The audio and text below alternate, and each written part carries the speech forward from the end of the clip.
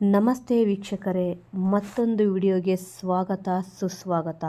ಇವತ್ತಿನ ನಮ್ಮ ವಿಷಯ ಬಂದು ಗೃಹಜ್ಯೋತಿ ಬಾಡಿಗೆ ಮನೆಯಲ್ಲಿ ಇರುವವರಿಗೆ ಒಂದು ಸಿಹಿ ಸುದ್ದಿ ಅಂತಾನೆ ಹೇಳಬಹುದು. ಬನ್ನಿ, ಈ ಗೃಹಜ್ಯೋತಿ ಸ್ಕೀಮಲ್ಲಿ ಹೊಸ ಸ್ಕೀಮ್ನ ಅಪ್ಡೇಟ್ ಮಾಡಿದಾರಂತೆ. ಅದು ಯಾವುದು ಅಂತ ನಾವು ಇಲ್ಲಿ ವಿಡಿಯೋದಲ್ಲಿ ಸಂಪೂರ್ಣವಾಗಿ ತಿಳಿಯೋಣ. ಗೃಹಜ್ಯೋತಿ ಯೋಜನೆಯಡಿ ರಾಜ್ಯದಲ್ಲಿನ ಪ್ರತಿ ಮನೆಗೆ ಪ್ರತಿ ತಿಂಗಳಿಗೆ ಗರಿಷ್ಠ 200 ಯೂನಿಟ್ವರೆಗಿನ ಬಳಕೆಯ ಮಿತಿಯಲ್ಲಿ ಪ್ರತಿ ಗ್ರಾಹಕರ ಮಾಸಿಕ ಸರಾಸರಿಯ ಬಳಕೆಯ ಆರ್ಥಿಕ ವರ್ಷ 2022-2023 ಬಳಕೆಯ ಆಧಾರದ ಅನ್ವಯ ಯೂನಿಟ್ಗಳ ಮೇಲೆ 10% ಹೆಚ್ಚಿನ ಬಳಕೆಯ ಮಿತಿಯನ್ನು ಅನುಮತಿಸಿದೆ.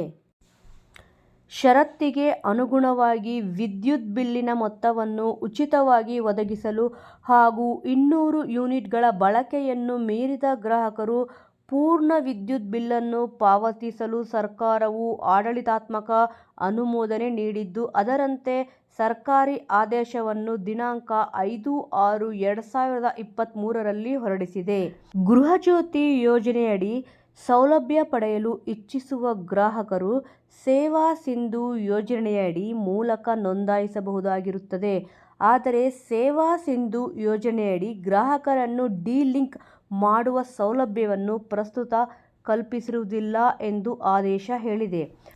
ಗ್ರಾಹಕರು ತಮ್ಮ ಮನೆಯನ್ನು ಬದಲಿಸುವಂತಹ ಸಂದರ್ಭದಲ್ಲಿ ಹಾಗೂ ಇತರೆ ಸಂದರ್ಭಗಳಲ್ಲಿ ಈಗಾಗಲೇ ಈ ಯೋಜನೆಯ ಸೌಲಭ್ಯ ಪಡೆಯುತ್ತಿರುವ ಸ್ಥಾವರದಿಂದ ಸ್ಥಗಿತಗೊಳಿಸಿ ಮತ್ತೊಂದು ಸ್ಥಾವರಕ್ಕೆ ಹೊಸದಾಗಿ ನೋಂದಣಿ ಮಾಡಿಕೊಳ್ಳುವ ಸೌಲಭ್ಯ ಕಲ್ಪಿಸಲು ಡಿ-ಲಿಂಕ್ ಅವಕಾಶ ಮಾಡಿಕೊಡಬೇಕಾಗುತ್ತದೆ.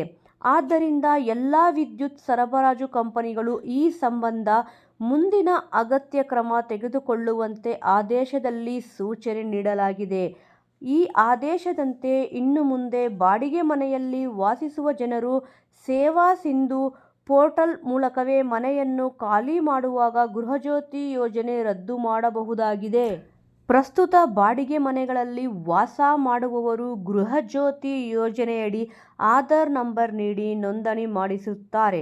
ಆದರೆ ಮನೆಯನ್ನು ಖಾಲಿ ಮಾಡುವಾಗ ಅವರು ಆನ್ಲೈನ್ ಮೂಲಕ ಹಳೆ ಮನೆ ನೋಂದಣಿ ರದ್ದುಗೊಳಿಸಲು ಅವಕಾಶವಿಲ್ಲ. ಇದಕ್ಕಾಗಿ ಅವರು ಹತ್ತಿರದ ವಿದ್ಯುತ್ ಕಚೇರಿಗಳಿಗೆ ಹೋಗಿ ಅರ್ಜಿ ಸಲ್ಲಿಸಬೇಕು. ಅವರ ಹೆಸರಿನ ಆಧಾರ್ ನಂಬರ್ನಲ್ಲಿ ನೋಂದಾಯಿಸಿದ ಗೃಹಜ್ಯೋತಿ ಯೋಜನೆಯ ರದ್ದಾದ ಬಳಿಕ ಪುನಃ ಹೊಸ ಮನೆಯ ನಂಬರ್ ನೀಡಿ ನೋಂದಣಿ ಮಾಡಿಕೊಳ್ಳಬೇಕಾಗುತ್ತದೆ.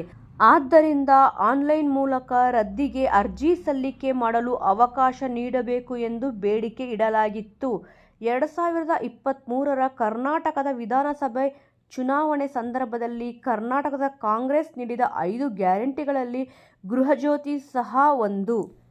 ಸರ್ಕಾರ 2023 ಜೂನ್ 18ರಂದು ಗೃಹಜ್ಯೋತಿ ಯೋಜನೆಯಡಿ ಫಲಾನುಭವಿಗಳ ನೋಂದಣಿಗೆ ಚಾಲನೆ ನೀಡಿತ್ತು.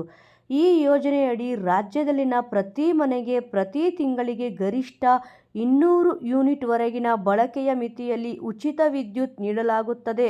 ಮೊದಲು ಪ್ರತಿ ಗ್ರಾಹಕರ ಮಾಸಿಕ ಸರಾಸರಿಯ ಬಳಕೆಯ ಆರ್ಥಿಕ ವರ್ಷ 2022-2023 ಬಳಕೆಯ ಆಧಾರ ಅನ್ವಯವಾಗಿ ಯೂನಿಟ್ಗಳ ಮೇಲೆ 10% ಹೆಚ್ಚಿನ ಬಳಕೆಯ ಮಿತಿಗೆ ಅರ್ಹರಿದ್ದರು.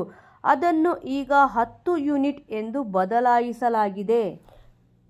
ಯೋಜನೆ ಫಲಾನುಭವಿಸಲು ಮೊಬೈಲ್ ಫೋನ್, ಕಂಪ್ಯೂಟರ್ ಹಾಗೂ ಲ್ಯಾಪ್ಟಾಪ್ಗಳ ಮೂಲಕವೂ ಸಹ ನೋಂದಣಿ ಮಾಡಿಕೊಳ್ಳಬಹುದಾಗಿದೆ.